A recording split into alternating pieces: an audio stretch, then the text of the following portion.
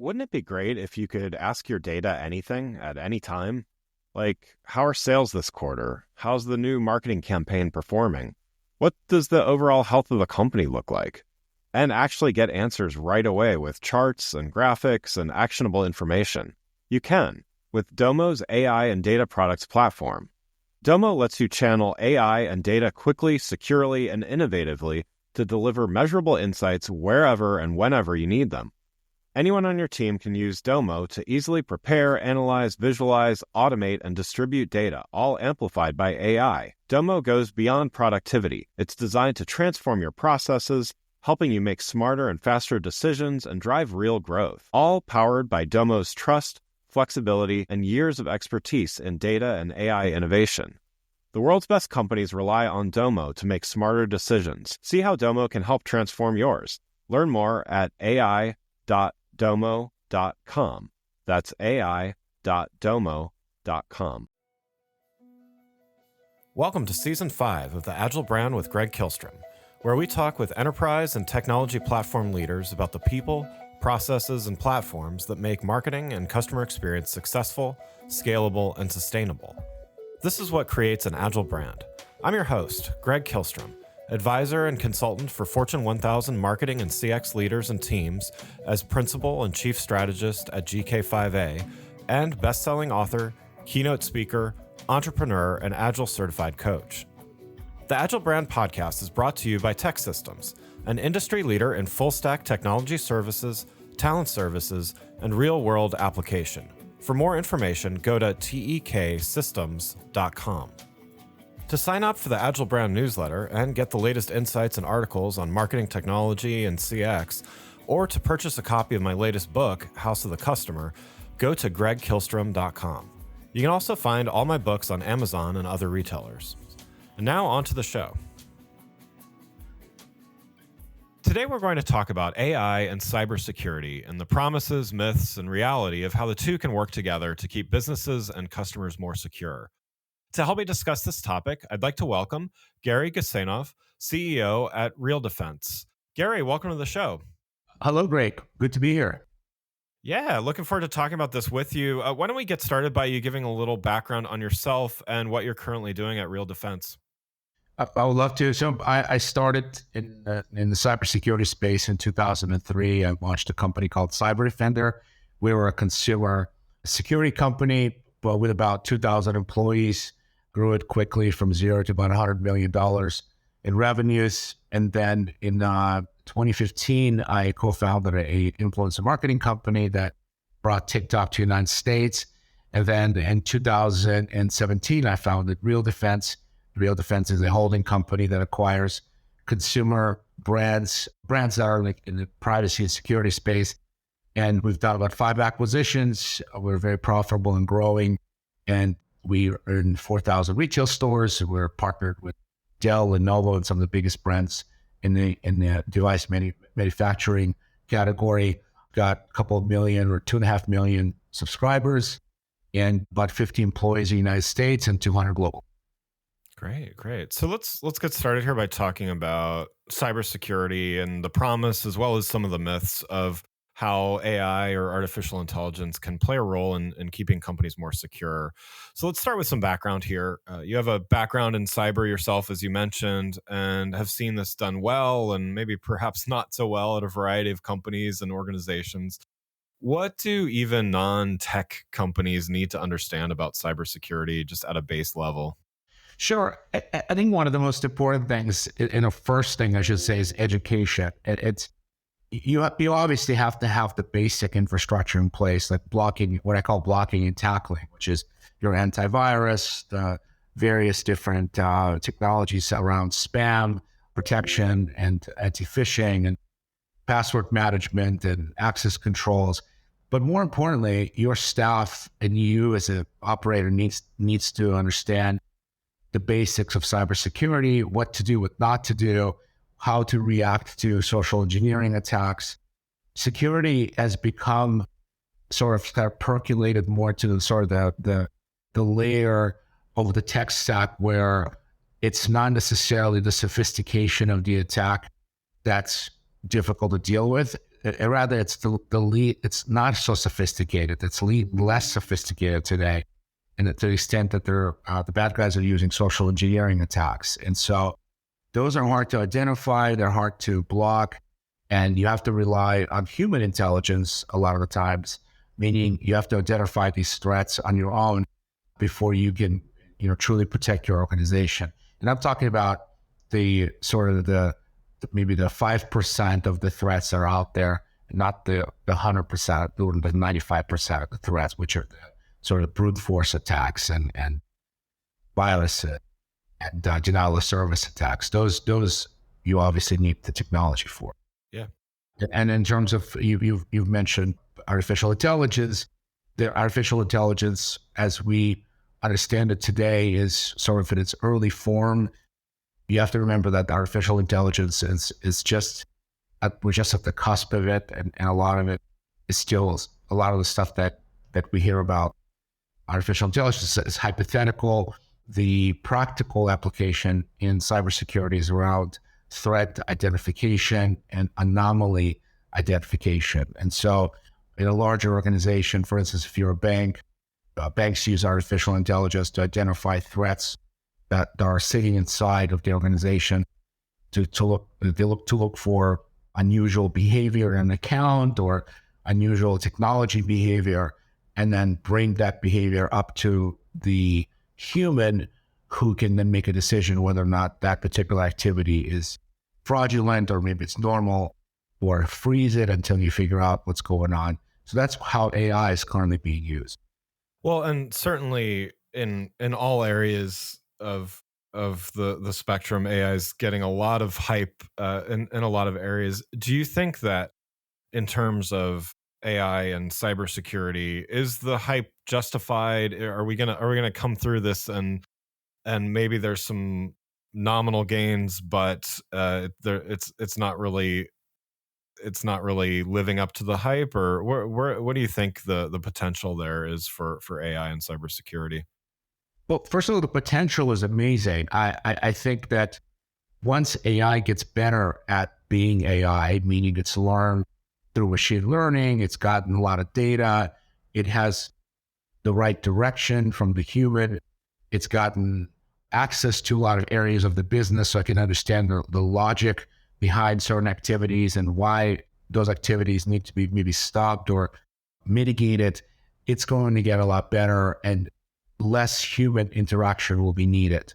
That's the ultimate goal. Right now, and still till this day, a lot of threat detection is done by humans, meaning humans have to look at the threat, reverse engineer it, understand its impact, and more importantly, figure out how to put back what the threat has damaged. So you have to have remediation tools and all that. And so the human element of cybersecurity has not been eliminated, or in the near term is not going to be eliminated.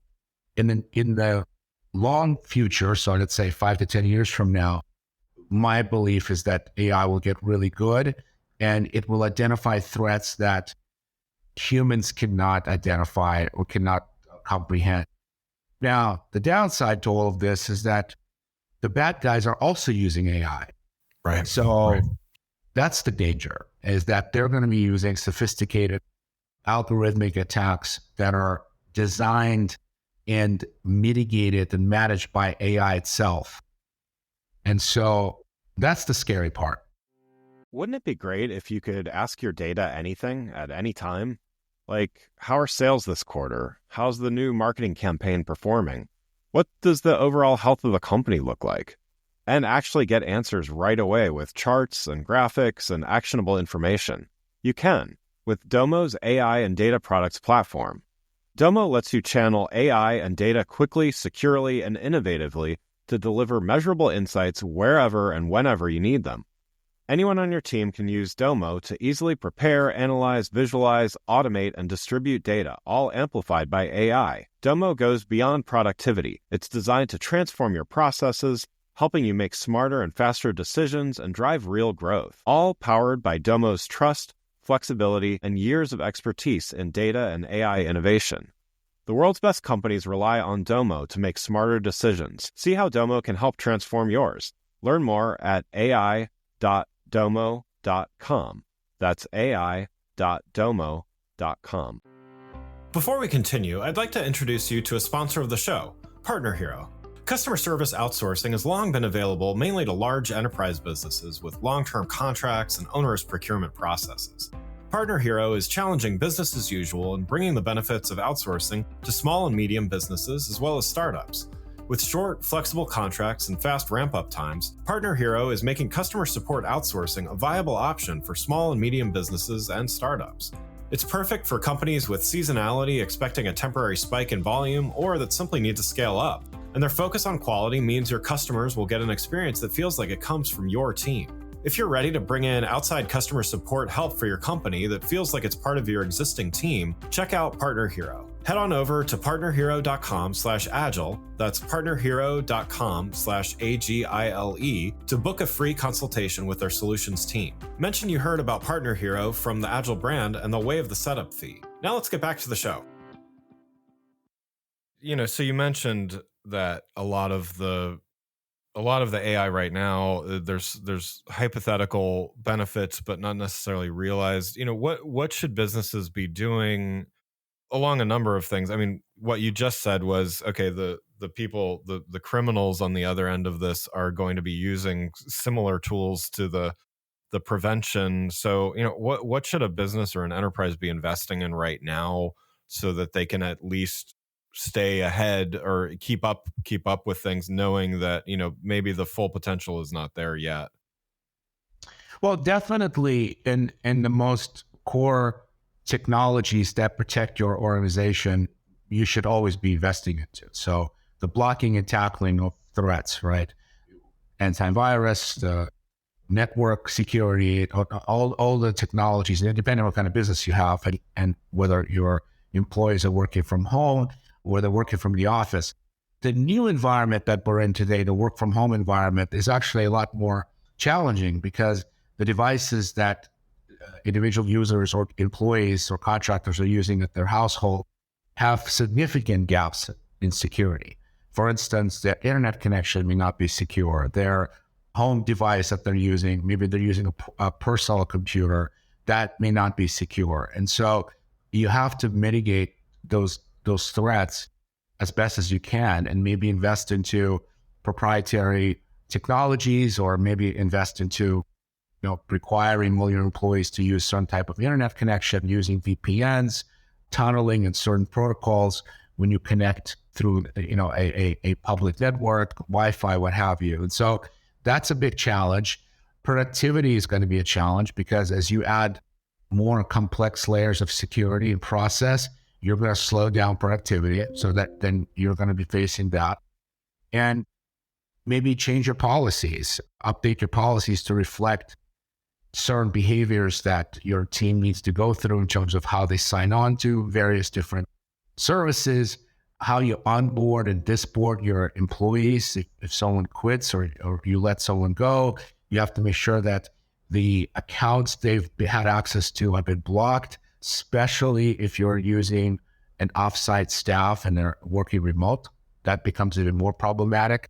And so there's more to do if you have an IT organization in your company and you're dealing with this reality that we're all in, you're going to have more work. And so I think companies need to take this seriously. And the other one, really important one, like I mentioned earlier, is education. You have to invest into educating your staff and constantly educating, not like one time and say, here's a PowerPoint, read it and be done, but rather, once every 6 months, existing employees and new employees go through a training process where you explain how certain technologies need to be used, explain process, and then track compliance to that process. So if you tell everyone that they have to use a VPN to access certain parts of the organization, then you have to be sure that they're actually following your direction. The reality is striking. While we can stream movies on demand and order anything to our doorstep within a click, healthcare interactions often feel needlessly complex.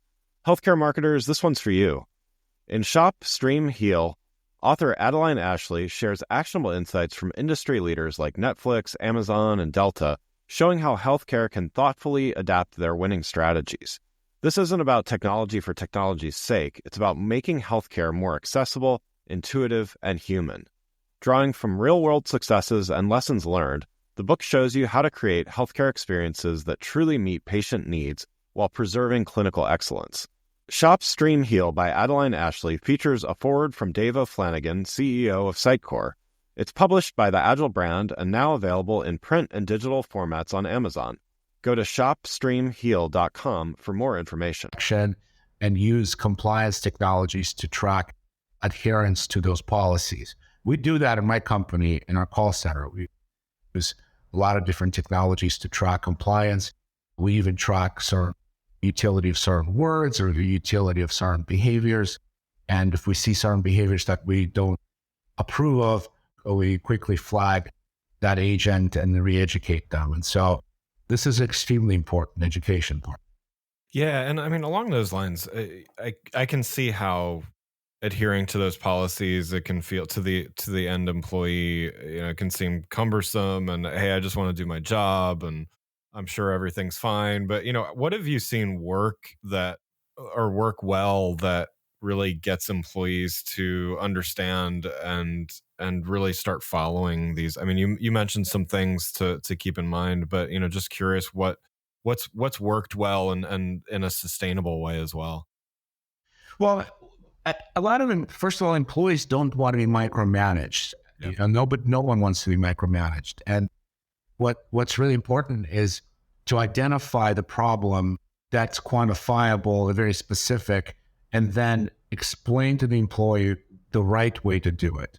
And not to talk down at them and say that they're not doing their job, but rather show specifically what they could do better and explain how you identified the problem and explain how to do it correctly. So we do that in our organization across any activity where there's interaction with a customer.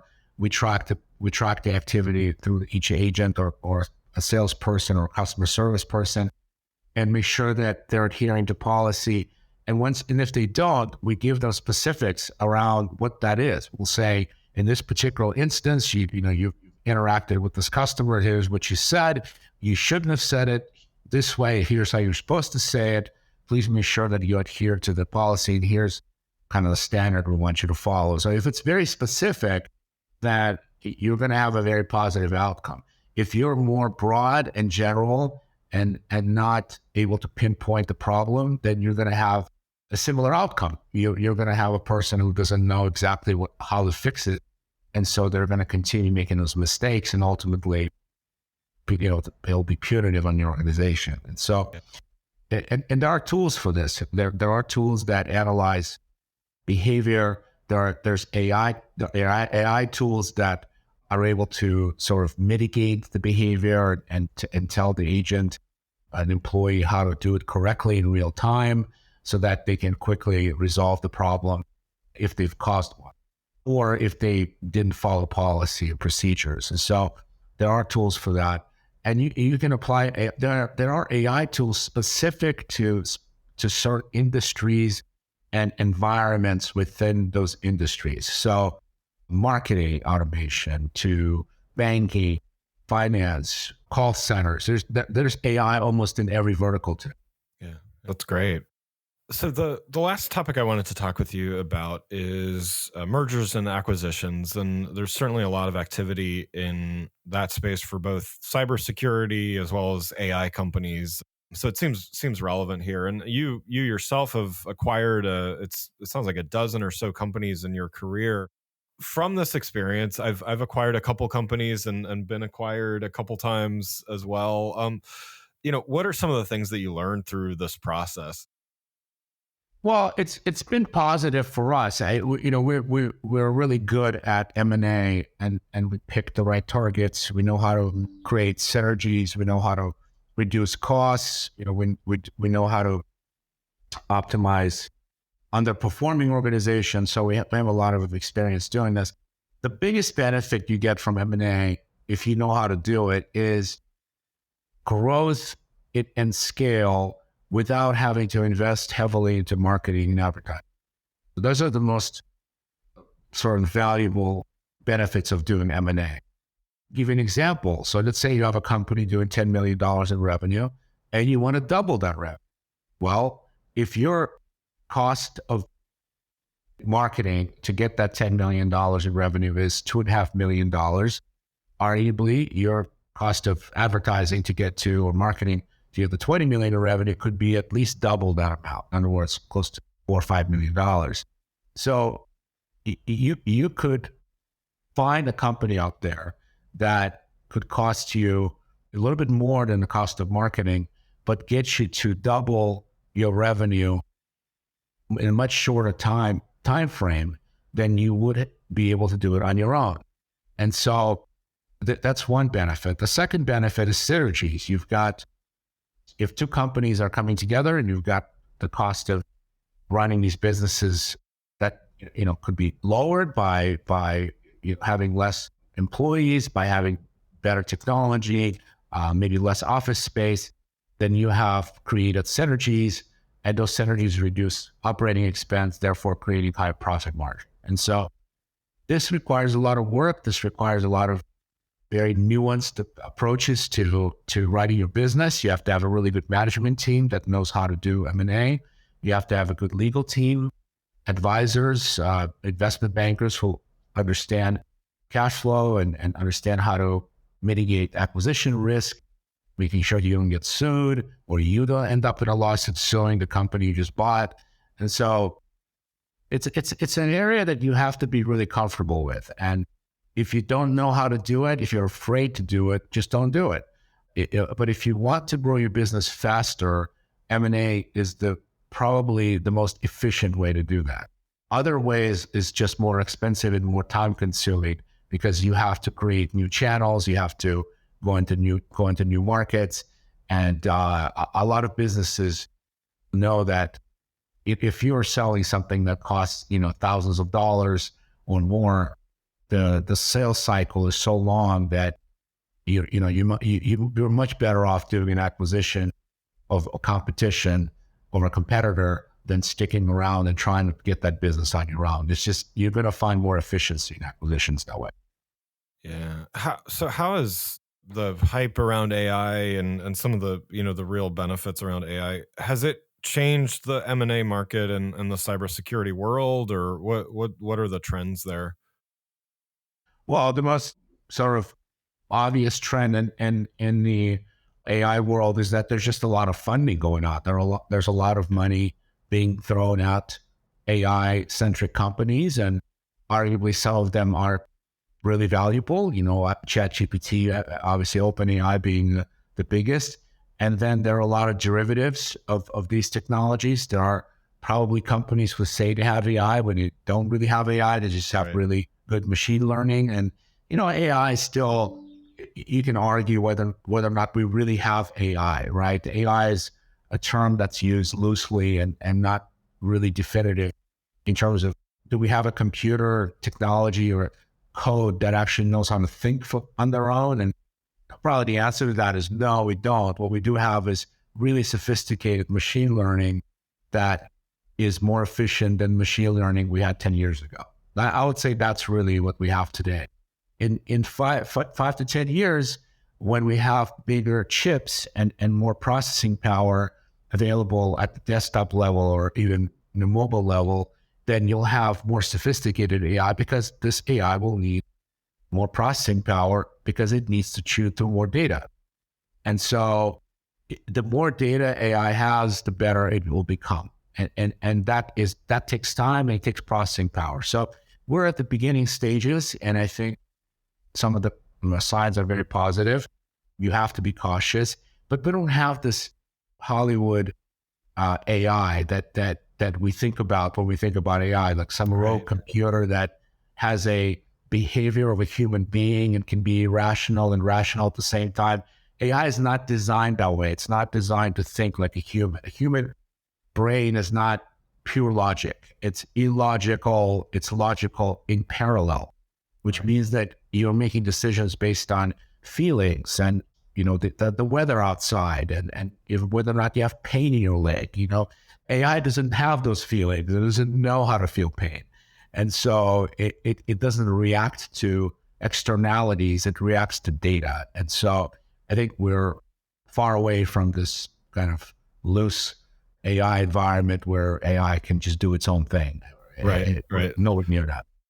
Yeah. Well, thanks for joining today. I got one last question before we wrap up here. So, going back to the first topic that we were talking about, if you were to have one piece of advice for a business considering investments in cybersecurity as well as in AI and the combination of the two, what should they be doing as they navigate the months ahead?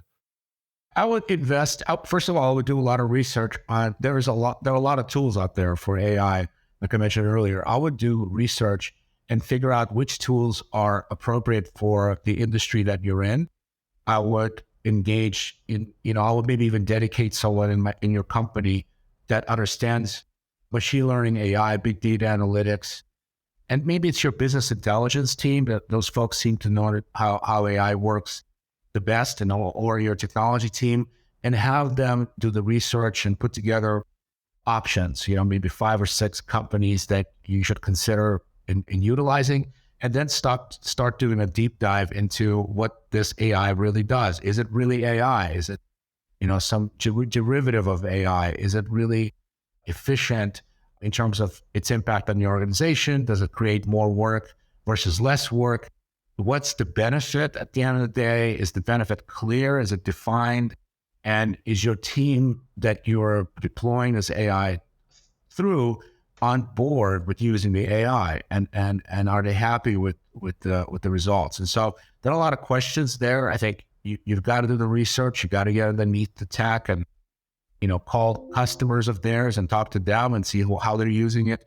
Do your diligence. There's a lot of unknowns out there. There's a lot of good sounding names and good sounding tech, but at the end of the day, it doesn't really work. And so you have to really know what you're doing. There's no real clear definition or standards. It's all defined by the entrepreneurs themselves. You got to take it with a grain of salt. Yeah. Well, no, that's great advice. Again, I'd like to thank Gary Guseinov, CEO at RealDefense, for joining the show. You can learn more about Gary and RealDefense by following the links in the show notes. Thanks again for listening to the Agile Brand with Greg Kihlstrom podcast, brought to you by Tech Systems.